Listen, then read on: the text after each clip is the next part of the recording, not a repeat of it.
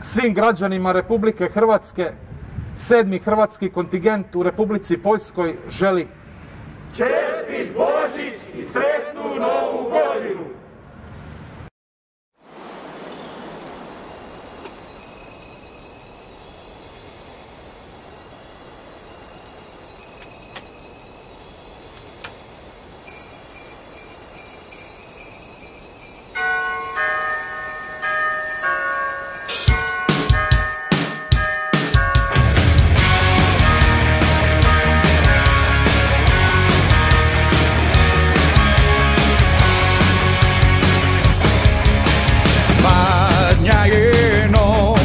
Čuješ li zvon na zvon, noćas ljubav nek uđe u svaki dom.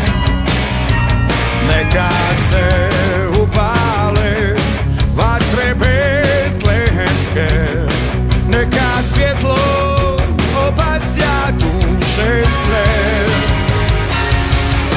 Raduj se cijeli svijete, Božji sin nam dolazi, noćas će jedno dijete mir s neba zemlji donijeti. Raduj se cijeli svijete, Božji sin nam dolazi, noćas će jedno dijete mir s neba zemlji